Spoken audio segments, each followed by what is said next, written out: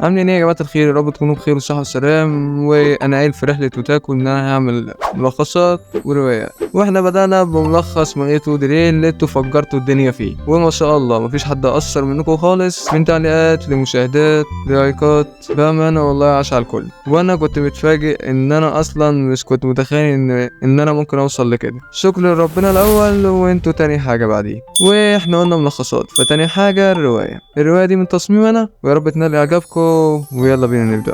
مش صحيح، ما تنسوش اهم حاجة ان خيالكم يكون حاضر، عشان دي يعتبر رواية يعني فقط صوت لا غير. فالخيال يكون حاضر عشان لما تسمعوا تتخيلوا الكلام ده كله فتفهموا القصة ماشية ازاي. وصحيح عشان مفيش حد يتلخبط، انا باللون الرمادي، الولاد باللون الازرق، البنات باللون البنفسجي.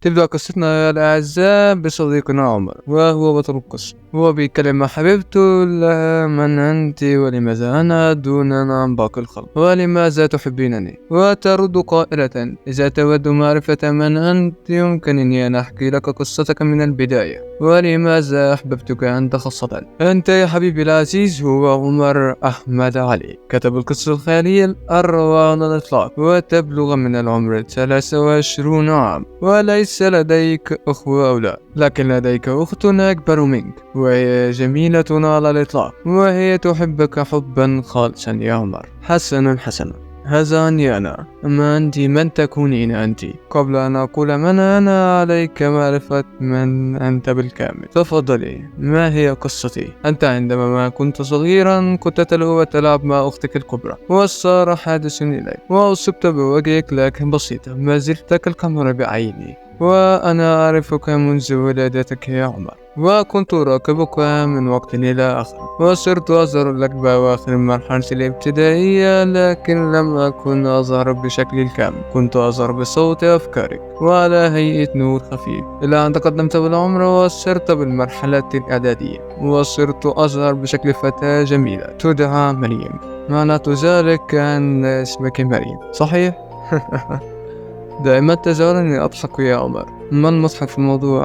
أنت اسمك مريم، صحيح؟ نعم يا عمر، ودعا مريم. ماذا بعد تنتهي قصتي على هذا فقط يا مريم؟ قطعا لا يا عمر. وتكمل مريم قائلة لكن بالمرحلة الثانوية كنت أصل معك دائما ونتكلم كثيرا ونظل مع بعضنا طول الوقت. حسنا، ألم يكن لدي أي أصدقاء؟ لا، ليس لدي أي أصدقاء إلا أنا فقط. حسنا، أليس لدي أي أقارب أو عائلة أو أي شيء؟ لا، لم يعد لديك أي شيء غير رواياتك وأنا فقط يا عزيزي. ماذا اللحظة؟ أنت قلت أن لدي أخت أكبر مني، أين هي؟ وما اسمها؟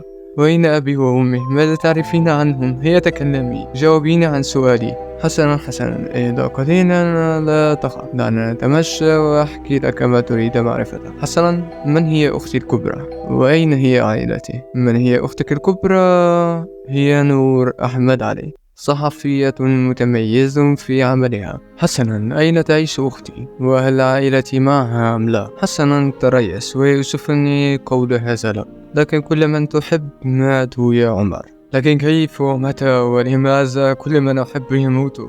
قولي كيف ماتوا؟ بحادث سير وأنت كنت معهم، لكن لم تمت لأني كنت معك يا حبيبي العزيز. ومتى؟ وأنت في سن 22 عام. ولماذا؟ بسبب حب أختك الشديد للمواضيع الشيقة يا عمر. هل ما زال أحدنا على قيد الحياة؟ أم كل من نعرفهم ماتوا؟ الجميع ماتوا إلا أنا فقط متبقية لديك يا عزيزي، لم يصبح لدي أي أحد، الجميع ماتوا. طب من تكونين أنت يا مريم؟ لماذا تسأل؟ ستعرف كل شيء بالوقت المناسب، لا تكن فضوليا يا عمر. أنا أحذرك، إذا لديك سؤال عن نفسك يمكنني أن أجاوب عليك، ولو عني ستعرف، لكن ليس الآن، بوقت ثاني يا عمر. لا، ليس لدي أي سؤال آخر، أريد الذهاب إلى المنزل والاسترخاء قليلا. عندما رجع عمر إلى المنزل ظلت بعض الأسئلة تراود أفكاره. كيف نجوت؟ ولماذا هذه الفتاة معي؟ وكيف تكون حبيبتي؟ أشك أن تكون حية أصلا. دوك مرحبا يا عمر، بماذا كنت تفكر يا عمر؟ أقول لك بما تفكر. كيف نجوت؟ أنا أحميك دائما. ولماذا أنا معك؟ لأنك حبيبي، ولن يحبك أحد غيري أنا فقط. وكيف أنا حبيبتك؟ لأن لديك قلبا طاهرا يا عمر. وهل أنا على قيد الحياة أم لا؟ لن أجاوب عليك الآن. كيف عرفت بما أفكر؟ من تكونين أنت بالضبط؟ أنت لست بشرية صحيح؟ من أي جنس تكونين أنت؟ منك يا عمر. أنا قلت لك لن أجاوب الآن. لا أريد إزعاجك يا عمر. ما زال ألم شديد الرأس. عمر يا عمر، هيا استيقظ، لدينا عمل كثير. هيا استيقظ أيها الكسول. من تكونين أنت وكيف تعرفين اسمي؟ أنا أختك يا زكي. هيا نريد كتابة الرواية الجديدة. رواية جديدة؟ ماذا؟ أنا لا أكتب الروايات. يا أخي أنت أشهر كاتب على السوشيال ميديا. اقرأ بعض رواياتك لعلك تتذكر شيئا. وظل عمر يقرأ ويستمع لصوته في قراءة الروايات، واقتنع أنه صانع الروايات. ولاحظ عمر أن بعض الروايات تتعلق بالحب الأبدي. آسف يا نور، كنت مرهقا قليلا. هيا بينا نكتب الرواية الجديدة. قبل الرواية الجديدة عليك إكمال الرواية القديمة. وما هي الرواية القديمة؟ ما هي الرواية القديمة؟ هي أشهر رواية لدي وأعظم حب خيالي على الإطلاق، وهي رواية حب لم يظهر للكاتب العظيم وهو أنت يا أخي. وأنا بلا فخر أنا المساعدة الخاصة لديك، لأنك ما زلت صغيرا ولا تستطيع الكتابة بدون غلطات إملائية، وأنا من أنشر الروايات وهكذا، وأنت تكتب وتسجل وأنا أنشر. وبخصوص الروايات القديمة يتبقى لها كم فصل وتنتهي، لأن معظم الناس تريد نهاية القصة، وأنت قلت بعد عام ستنتهي القصة، وأنت الآن عمرك 20 عاما يا أخي. أنا عمري 20؟ أجل يا أخي. حسن.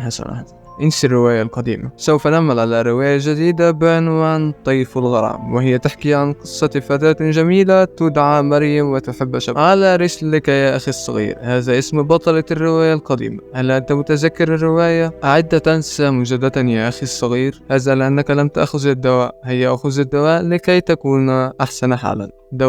دواء ماذا؟ أنا لست مريضا. يؤسفني قول هذا يا أخي الصغير، لكن بسببي أنا أصبت بوجهك وفقدت بعضا من ذكرياتك، وأصبح لديك مرض فقدان الذاكرة. ولا تقلق يا أخي الصغير، أنا معك وسوف أظل معك طول العمر يا أخي الصغير. معنى ذلك أني مريض بفقدان الذاكرة صحيح يا نور؟ لا، لكن أحيانا تنسى من أنت، وأحيانا تتذكر أشياء لم تحدث بعد. ولا تقلق، أنا أعرفك، أنت نجم السوشيال ميديا وأخي أيضا. هيا تفضل الرواية القديمة لعلك تتذكر شيئا. حسنا، سأقرأ بعض الأشياء، وعندما أنتهي سأقول لك لننهي الرواية القديمة. وظل عمر يقرأ ويستعجب من الأمور، لأنها نفس الأمور التي حدثت في الحلم مع مريم، لكن هنا اسمها مروة. وبعد قراءة عمر لمعظم الرواية لم يصدق عيني، وقال لي أخته أريد معرفة ما تعرفينه عن هذه الرواية بالذات. حسنا يا عمر، سوف أقول لك ما أعرف عن هذه الرواية.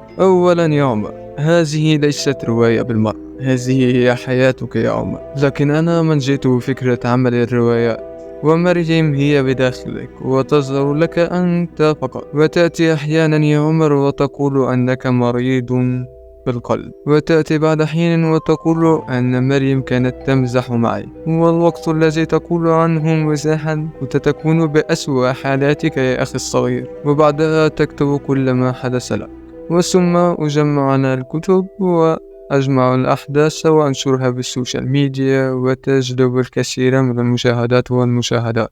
وبس كده. وبأمانة بس كده، عشان بأمانة أنا تعبت جدا. وين لو عجبتكم الرواية تشترك اللايك والشير والسبسكرايب، وتقولوا لي أنزل الجزء التاني امتى.